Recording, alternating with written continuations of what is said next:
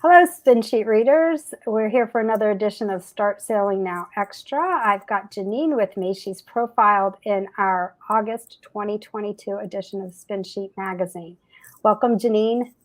Hello, welcome. Thank you for having me. We're thrilled to have you, and I love your story. And we just want to take this opportunity to expand a little bit on what we touched on in the magazine, which was your introduction to sailing and your first season with your boat.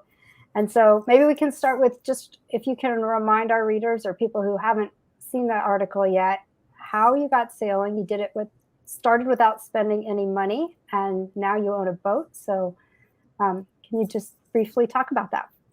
Yeah, I was in New York City and I kind of got bit, I call it getting sea bit, where for whatever reasons it became really important to me to get on the water.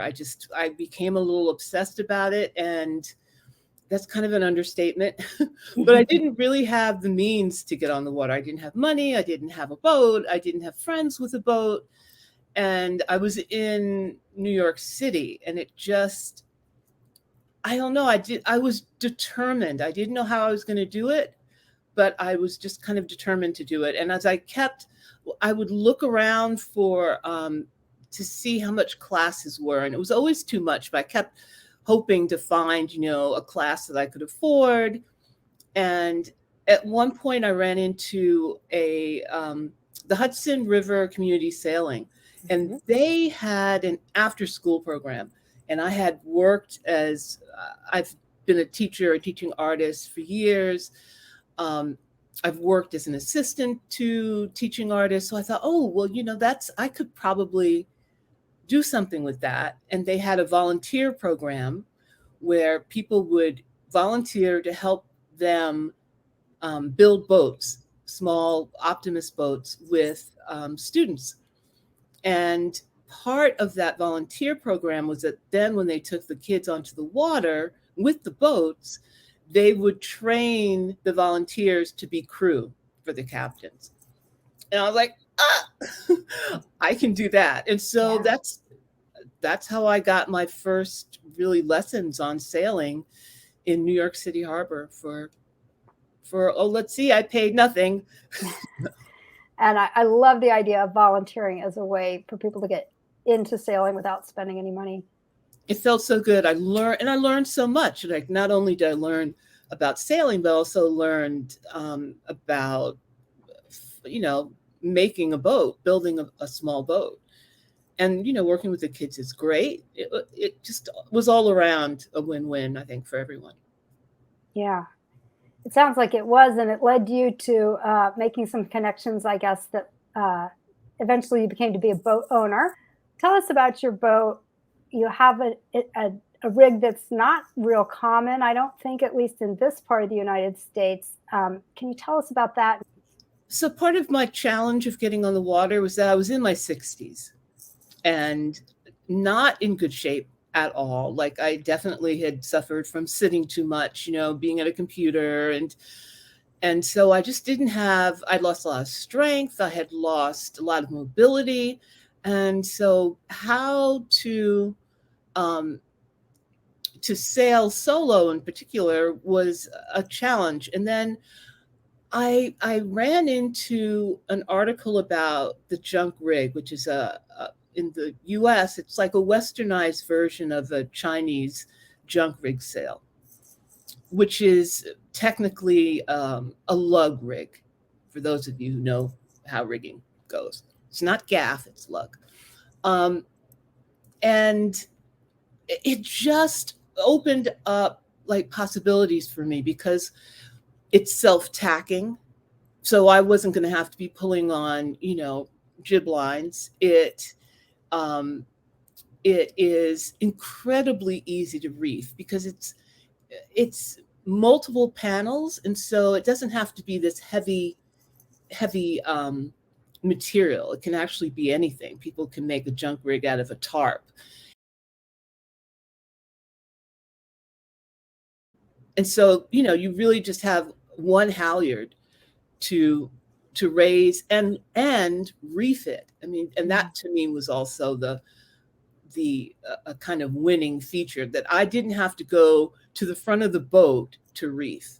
I literally could do it from the cockpit with just uncleat, let it down to however small you want the sail to be, and cleat it back up. I mean, there's a old story of a guy showing how he reefs his junk rig, and he's got his cup of coffee in one hand and he's reefing with the other.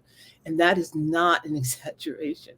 Yeah. And so it just seemed like the perfect rig for me. It doesn't have like shrouds and stays. It's and so I knew that I wasn't going to be able to afford a new boat.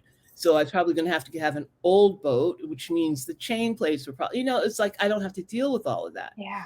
It's a freestanding mast, self-tacking, easy to reef. People talk about it doesn't go upwind well. Actually, cambered, it does. Maybe not for racing, but I'm not racing. Right. So, Yeah. and what I lose going upwind, I gain going downwind, because it's a snap to go downwind. So it just was a really, really good rig for me. I thought, well, in my 60s, and a lot of the things that aren't easy for me to do are easy with this rig. And so it was a game changer actually for me. It's really one of the things that made it so that I can sail. I really got to stay on the water for about 5 weeks last year.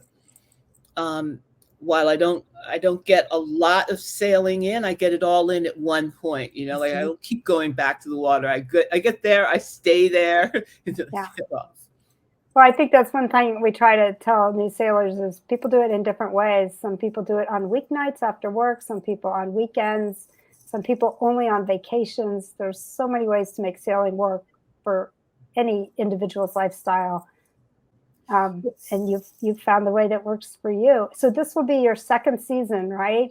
How is season 2 comparing to season 1? I know we've talked about the learning curve of season 1. I am looking forward to season 2. I'm looking forward to not having everything be brand new. I mean, and I have to say, part of my plan I kind of, like I said, I get on the water and I stay there. Like I cruise for however long I can. And part of that is this, in my head, I figure, well, I'm older. I haven't been doing this, my whole life. And so by getting on the water and staying there, I'm being forced to get better quicker. Instead of, taking my time. And I also, it just doesn't work out for me to go every weekend or whatever. Like it doesn't work. So this is my jump into the deep end of the pool. Sounds like immersion learning. Yeah. Yes, exactly. That's my whole plan. Yeah. What advice would you have for someone that is, say age 40 up, that wants to learn to sail? Or maybe you have advice for anyone, but in particular, age not being an obstacle that can't be overcome. What advice would you have? I think it is exactly that there isn't an obstacle that can't be overcome. I feel like the fact that I'm sailing is totally about that I don't let my obstacles stop me. Because I have too many obstacles. It's like, I want to sail. Well, there's this reason I shouldn't be sailing. I don't have the money. I don't have the boat. I don't have the strength. I don't have the flexibility. I don't have if I just look at that, I would never have sailed. And instead I went, I'm gonna do it. I don't know how I'm gonna do it, but I'm going to do it. And so just kind of, I think determination and persistence is a wonderful thing. And it's given me a lot of success, especially when it comes to sailing. And I find myself being put in a position of, I still don't have the money to sail. I have 3 boats in my driveway. And that's because people have been supportive, and I have been given like 5 boats in the past 4 years. I'm actually looking to give away a boat at this point. And that's only to say that I think there's this, it's like you put yourself out there, you be determined, and what you need will come. I only say that because that's what keeps happening in my life. Anything else that we haven't touched on that you think maybe you want to make sure you have an opportunity to share with our listeners? I think I want to say also that, we hear this thing about the sailing community being so helpful.